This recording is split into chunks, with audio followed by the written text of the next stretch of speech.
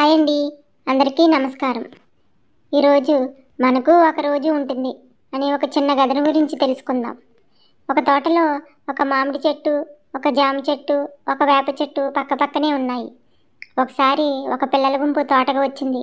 Hi మామిడికాయలు అంటూ ఒక గుంపు మామిడి చెట్టు మీదకి ఎక్కారు. రే జామ పళ్ళు రోయ్ అంటూ మరొక గుంపు జామ చెట్టు దగ్గరికి ఉరికారు. అది చూసి వేప చెట్టు, నేనంటే ఎవరికీ నచ్చదు, అందుకే ఎవరూ నా దగ్గరికి రారు అని మూతి ముడుచుకుంది. నీ ఆకులు చేదు, కాయలు చేదు, అందుకే నువ్వంటే ఎవరికీ నచ్చదు అంది మామిడి చెట్టు. అలా ఏమీ కాదు, జనాలకు దేని అవసరం పడితే దాని దగ్గరకు వెళ్తారు.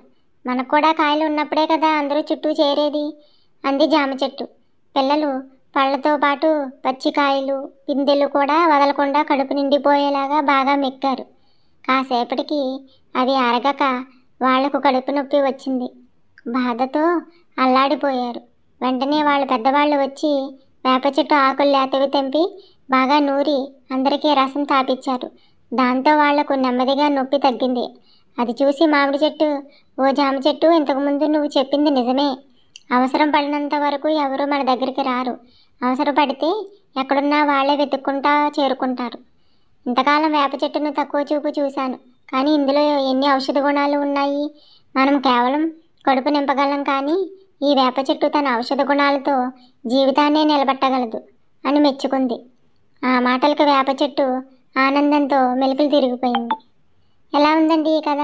నచ్చితే లైక్ చేస్తారు కదూ. Thank you.